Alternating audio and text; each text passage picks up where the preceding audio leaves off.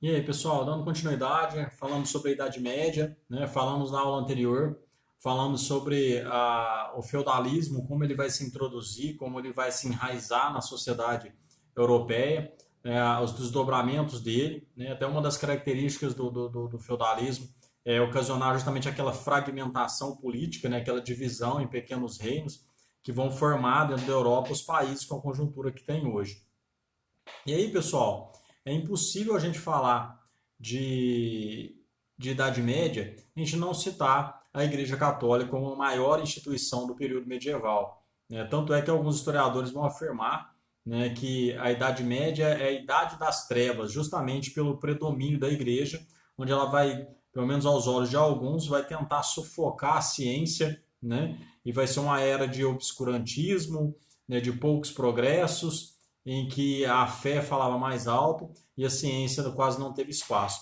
Nós vamos ver que ao longo dessa aula, nós vamos ver que não é bem assim, né? Que houve sim um papel significativo da igreja, mas não dá para a gente passar uma borracha em tudo que constituiu o período da Idade Média, que vai do século V até o século XV, né? E achar que foi todo um período tenebroso. Houveram sim alguns momentos em que houve uma perseguição maior, um período mais fúnebre, mais pesado, mais tenso, né? Mas houveram também alguns avanços durante esse período.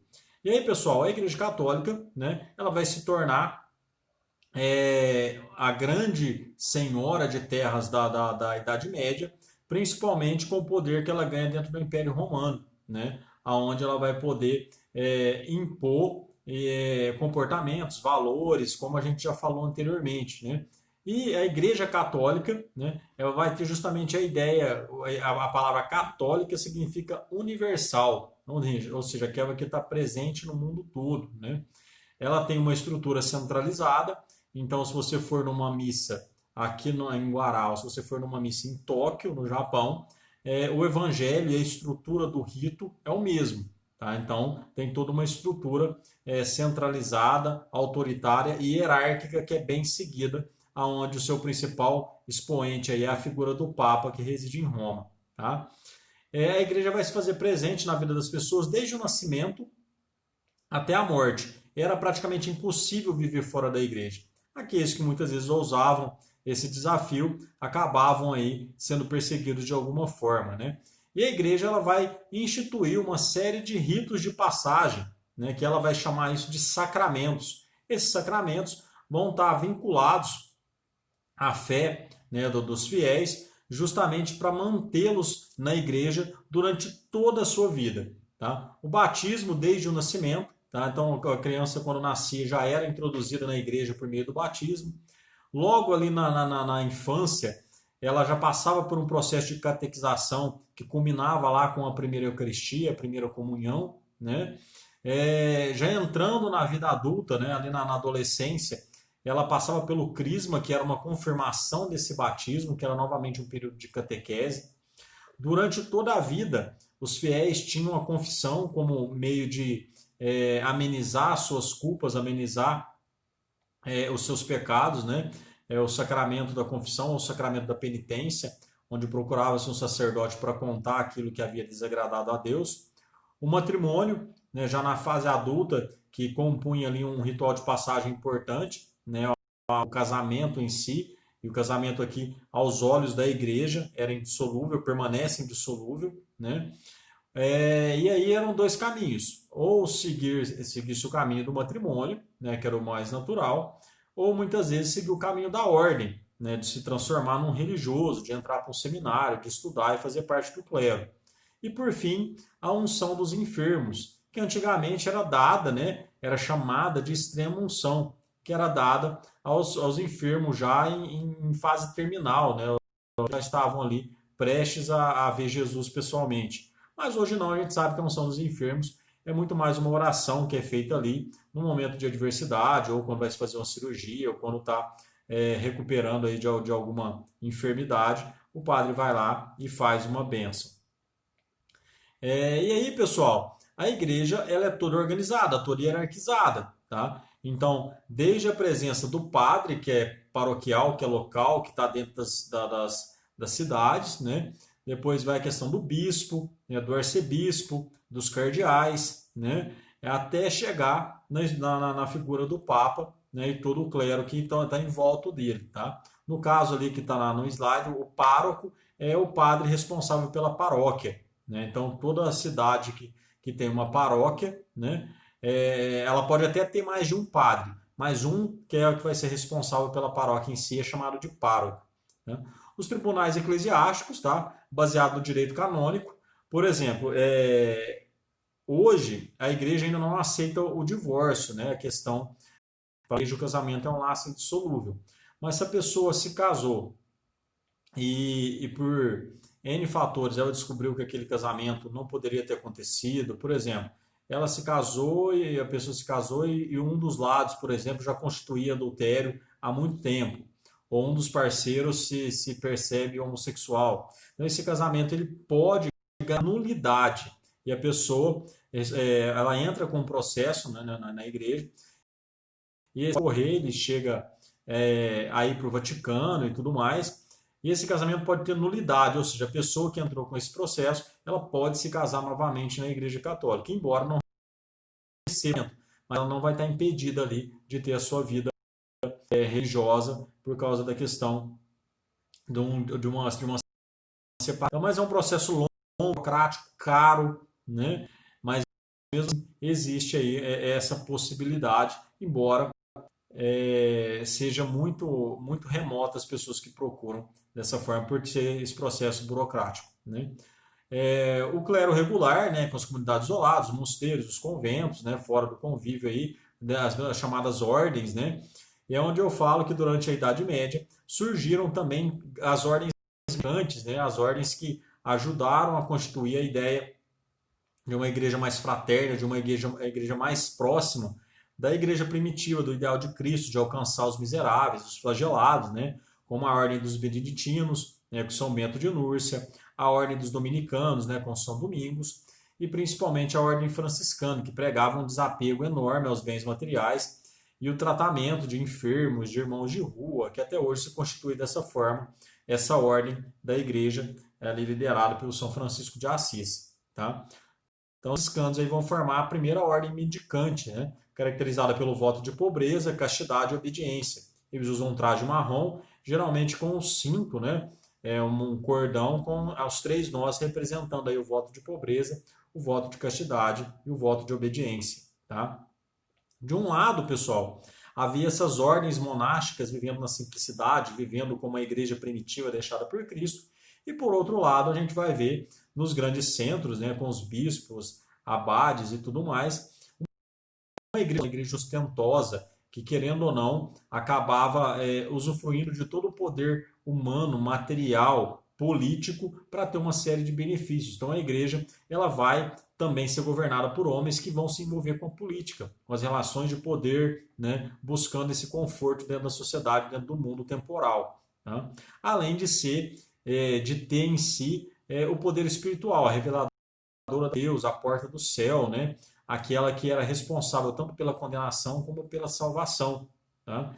E uma coisa é fato, muitas das pessoas que iam na igreja na Idade Média, muitas iam muito mais com medo do inferno do que com propriamente a vontade de ir para o céu. Afinal de contas, a catequese era uma catequese muito punitiva, né? Que dizia ali aquilo que se não seguisse aquilo que a igreja determinava, a pessoa não ia alcançar a salvação. Né? Havia também uma prática muito comum que era o Césaropapismo, né? A influência do poder temporal sobre o poder espiritual. Muitas vezes aliança com os governadores, aí, com imperadores, né? Vai resultar nesse sistema onde o César é a figura né? E a figura do Papa, onde vai estabelecer uma relação muito direta entre a igreja e o Estado, onde vão trocar essas influências, né? E o imperador vai poder, muitas vezes, auferir autoridade dentro de questões religiosas, e da mesma forma, os religiosos vão ter uma influência aí muito grande também na própria organização dos estados, né? dos países em si. Há a prática também do nicolaísmo, né? O casamento ou com o concubinato dos padres, que durante muito tempo os padres não respeitavam o celibato, né? Isso vai ser justamente vindo lá a partir do Concílio de Trento, que nós vamos ver futuramente, né? A simonia, a compra e venda de cargos eclesiásticos, a igreja muitas vezes vai vender o cargo de papa, vai vender o cargo de bispo, né? Por exemplo, a família, se não me engano, é a família Médici, que ela fez dois papas, né? Ou seja, ela comprou dois cargos de papa, se eu não me engano era o Júlio II, né? E o Leão X, né? O Júlio II que falava chiclete, né? Saberá a Deus. E aí, pessoal, em 1073, acaba resultando um conflito chamado de Querela das Investiduras. Tá? O Papa Gregório vai determinar que somente os membros do clero poderiam conceder investidura, nomear, né, as pessoas. Sua primeira ação foi reafirmar o voto de castidade entre os clérigos e proibir a monarquia de indicar cargos religiosos. Então, ou seja, ela vai contra aquilo que já era feito na prática. Tá? E ele vai comprar um conflito aí com Henrique IV, governante do Sacro Império Romano Germânico, que tinha uma ligação direta com a igreja. Tá? Em resposta, ele vai querer tirar a autoridade do Papa Gregório VII e transferir ao Clemente III.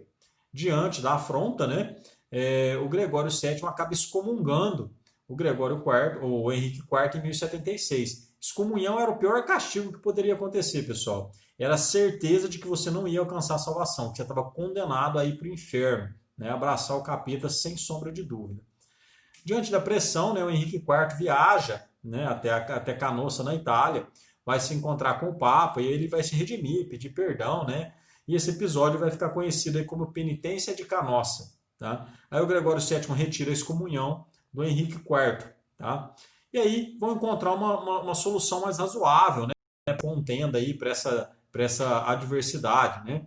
Que vai ser assinado a Concordata de Worms em 1122, tá? Que o Papa Calixto II e o imperador Henrique V vão dividir a investidura, aquela que era feita pelo rei e aquela que era investida, né, pelo Papa, né, que dava autoridade espiritual. Então, ou seja, ambos vão investir com poder temporal, outro com poder espiritual. Tá? Então, o imperador poderia nomear, mas ele não poderia realizar a cerimônia religiosa. Tá?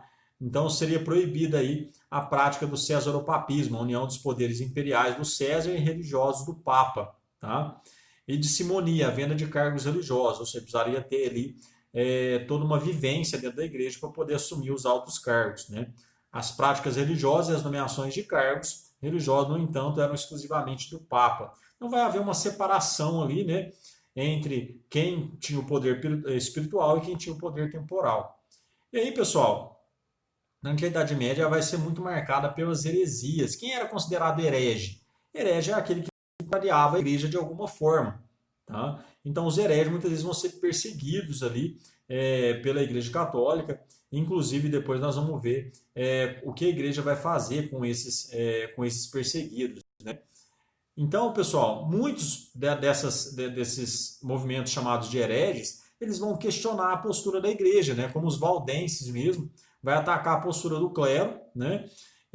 Dizendo que a igreja deve viver como a igreja primitiva, onde aqueles que tinham mais vendiam seus bens e dividiam com os que tinham menos, viviam numa harmonia mesmo, né? O verdadeiro paraíso cristão na terra, onde poderiam partilhar disso. Né? Os abigenses ou cátaros, né, vão negar a autoridade da igreja e de todo o clero. Né?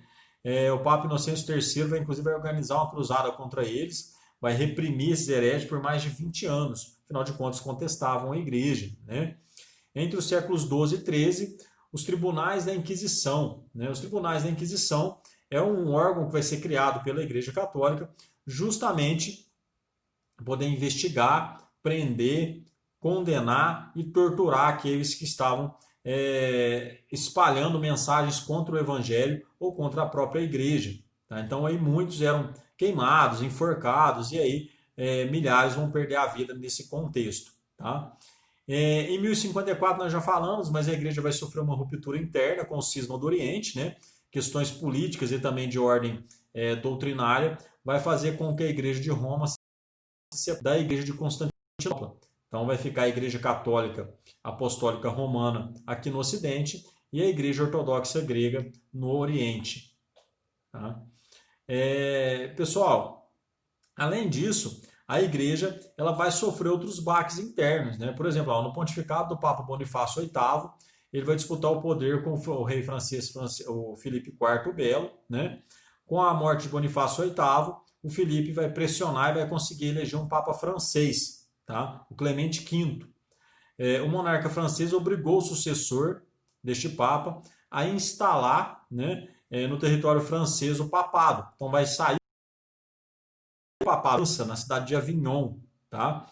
Sul da França, até 1377, período conhecido como Cativeiro de Avignon, que a igreja vai ser forçada a ter a sua sede na França, tá? Então o Papa francês, Gregório XI, vai retornar a sede para Roma, onde vai falecer, né? Em 1378, um novo Papa foi escolhido, o cardeal de Bari, da Itália, tá? E aí, novamente, depois foi eleito, né, o Papa Urbano VI, que vai pressionar para que a sede do papado voltasse para Roma. Tá? Urbano VI acaba sendo rejeitado pelo clero, né, que anula sua eleição, mas alguns cardeais se uniram à rainha Joana I de Nápoles, da Itália, região toda fragmentada, a Itália não havia passado pelo processo de unificação, tá? E escolheram o cardeal de Genebra, o Clemente VII. Né? E a sede do seu papado se manteve em Avignon, e Clemente VII ficou conhecido como o antipapa. Né?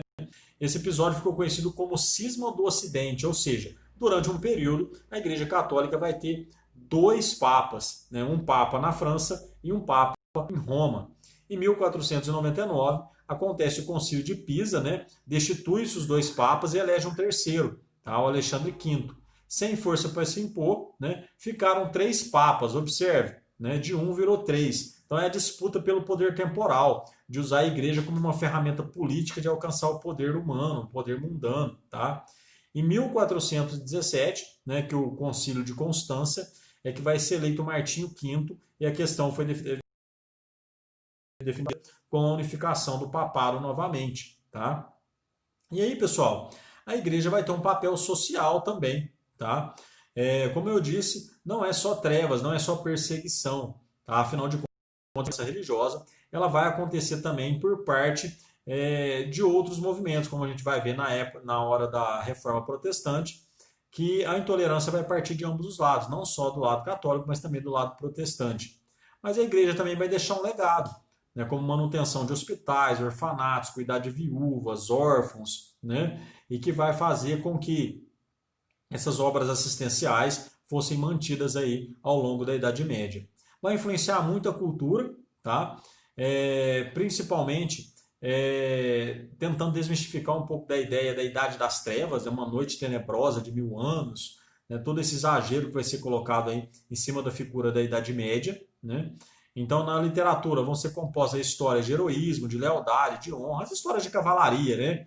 Onde o cavaleiro, o príncipe, o nobre vai salvar a donzela, isso aí a gente já está a par. Os trovadores, né, e seus poemas idealizando as mulheres sem nunca tê-las tido de fato, né?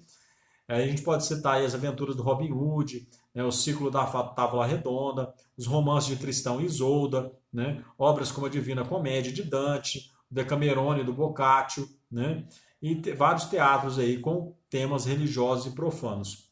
Dentro da filosofia, a igreja vai influenciar por meio da patrística, né, a filosofia dos padres da igreja na tentativa de conciliar a filosofia clássica com a teologia, né? E aí o Santo Agostinho, lá do século IV e V, vai utilizar o pensamento aí do Platão para fundamentar a fé católica, né? A ideia que o corpo ele pertencia ao mundo sensível, né? Ao mundo terreno, enquanto que perece diante desse mundo, enquanto é imperfeito, né? E a alma seria um mundo ideal, o mundo das ideias, onde é atemporal, é perfeito, onde está na sua plenitude, tal qual a ideia do Platão, né? A ideia, o pensamento dele, dizendo que o mundo ideal, né, é aquele que está na ideia, que é imutável, que não é corroído pelo tempo. E o mundo sensível é quando essa ideia ganha forma na realidade, e aí ela acaba sofrendo as intempéries, aí as influências do tempo. Então, o Santo Agostinho vai trazer essa ideia de mundo sensível, né, e mundo ideal para a Igreja Católica, que vai formular esse pensamento. Assim como, né, depois, vai se desenvolver a escolástica também no século XII e XIII, né? A tentativa de conciliar a fé com a razão, né? O Santo Anselmo com os da lógica para explicar as verdades de Deus, nas suas obras aí, Confissões e a Cidade de Deus. O Santo Tomás de Aquino, né, que vai se basear muito na obra de Aristóteles, né, utilizando a lógica ali, principalmente para separar a filosofia, a luz da razão, e a teologia, aquilo que era a revelação divina, né, na sua obra Suma Teológica. Então, pessoal, além disso, de influenciar na filosofia, a igreja tá? Com o próprio estilo românico, né? O estilo arquitetônico da época. O formato das igrejas até hoje é um formato cruciforme, ou seja, você entra para uma nave central, aquele corredor central da igreja. Lá no fim é o altar e geralmente ele se abre para duas laterais, onde geralmente ficam músicos e ficam ali outras pessoas que participam do rito eucarístico, do rito litúrgico, formando-se uma cruz. Então ela é uma nave central que se alonga até o altar e se abre nas laterais formando uma cruz. Num morro, numa área mais elevada, como característica aí, né? Então, o estilo românico, né? É a igreja de São Pedro de Rates, né? Então, igrejas mais arredondadas, igrejas com pedra, com pouca luminosidade ainda nesse período, né? Então, igrejas bem robustas, né?